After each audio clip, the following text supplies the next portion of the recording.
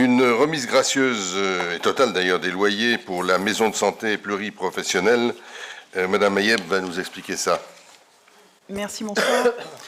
Donc, sous l'impulsion du Conseil citoyen du Perrier et dans le cadre du nouveau programme de renouvellement urbain, la ville a acquis et aménagé des locaux au-dessus du centre commercial du Perrier, dans le but de créer une maison de santé pluridisciplinaire.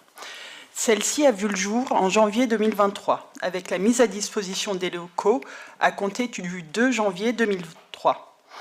Les baux professionnels indiquaient qu'afin de prendre en compte le retard de travaux, ne permettant pas une utilisation complète des locaux à la date d'entrée en vigueur du bail, le loyer ne serait appelé qu'à compter du 1er février 2023. Or, le retard s'étant prolongé du fait des difficultés d'approvisionnement rencontrées par certaines entreprises, les professionnels de santé ont sollicité la ville pour la remise gracieuse de leur loyer du mois de février. Ceci étant exposé, considérant que les professionnels n'ont pu jouir correctement des locaux mis à leur disposition en début d'année 2023,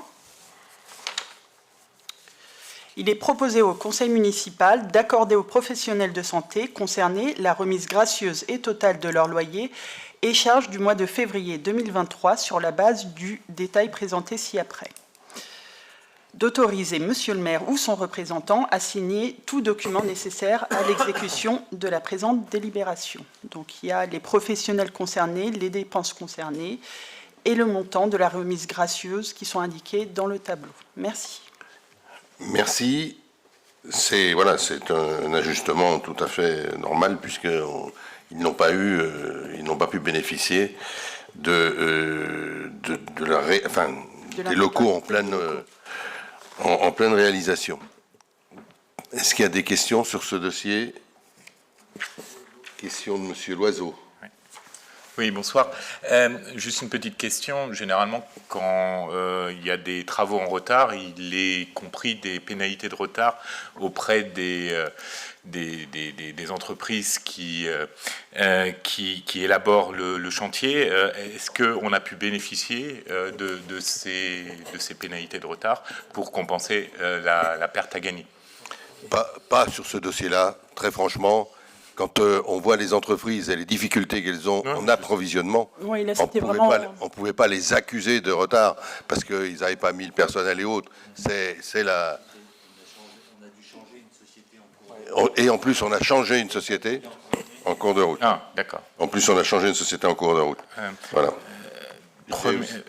J'en profite. Oui, allez-y. Désolé, j'avais une double question. J'en profite pour parler du sujet de la maison de santé. Après quelques mois d'activité, donc ça c'était vraiment quelque chose qui était attendu. Avons-nous un retour sur expérience et en particulier, avons-nous réussi à attirer de nouveaux praticiens dans notre ville? Parce que c'était tout le but à la fin, hein, c'est pas pour déménager des praticiens d'un endroit de la ville à un autre endroit de la ville, c'est plutôt pour attirer des nouveaux et puis augmenter le nombre de praticiens qui peuvent s'occuper des Almaciens. Avons-nous un retour d'expérience sur ce point-là? Alors, oui, nous faisons un point régulier avec les médecins. Donc, la ville a entamé également une grande campagne de communication auprès des universités et toute la presse spécialisée concernant la médecine. Donc, pour recruter, effectivement, attirer de nouveaux médecins. Pour l'instant, on n'a pas de retour. Donc, la maison de santé intéresse. Donc c'est ce que nous disent les médecins, mais pour l'instant on n'en a pas de nouveau.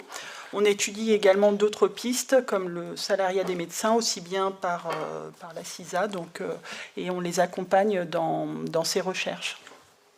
Je crois qu'on fait pas de miracle, hein. On fait pas de miracle, voilà.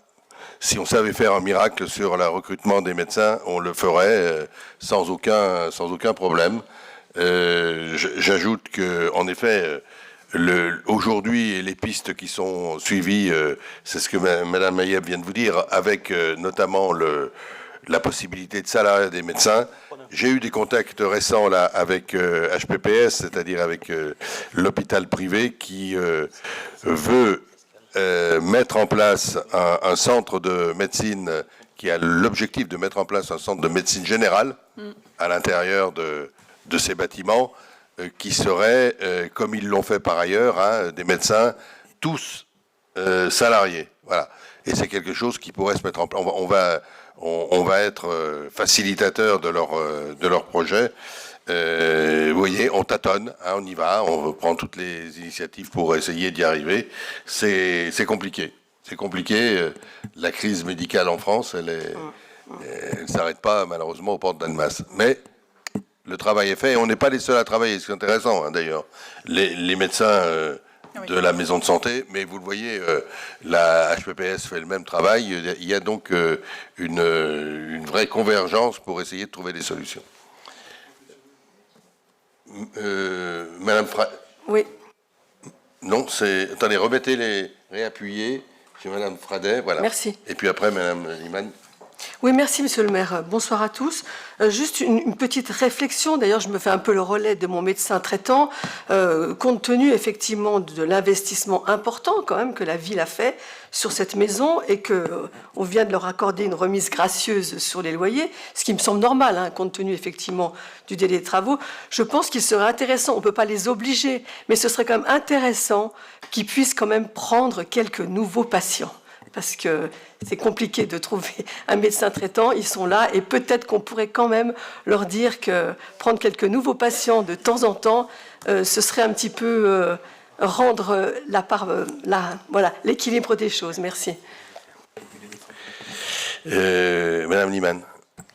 C'était simplement pour compléter les propos de Madame Ayeb concernant la campagne de communication qui a été faite, donc effectivement presse spécialisée, université et aussi les réseaux sociaux en direct et animés par les médecins. Et donc il y a eu quelques contacts, quelques prises d'informations, de recherche d'informations. Alors ce qui intéresse, c'est le lieu géographique, donc on peut aussi en être fier. Les travaux n'étaient pas encore complètement finalisés ou alors on était au tout début de l'ouverture, mais en tout cas les médecins en charge ont noté quelques coordonnées et on espère avec ces premiers contacts ou d'autres que ça puisse se concrétiser. En tout cas, la campagne de communication a apporté une visibilité assez large sur ce qui a été fait à Annemasse. Donc on est plutôt optimiste, sans être béatement optimiste, vu la situation. Oui, monsieur Yacconet. Oui, non, je vais apporter ma pierre à l'édifice pour élargir un petit peu le champ des praticiens. J'ai l'occasion de vouloir recruter un vétérinaire aussi. Et je peux vous dire qu'il serait salarié, il a l'appartement de fonction, on a mis tout le tapis rouge et on a eu absolument 0 candidature. Voilà. Et on ne s'est pas limité qu'à la région, on a été beaucoup plus loin avec une très belle communication dans les revues spécialisées et on a fait clairement chou blanc, donc voilà, vous n'êtes pas les seuls et je pense qu'on est tous logés à la même enseigne. On est à peu près dans le même bateau, voilà. Merci. Est-ce que on peut passer au vote? Est-ce qu'il y a des votes contre? Est-ce qu'il y a des abstentions? Merci.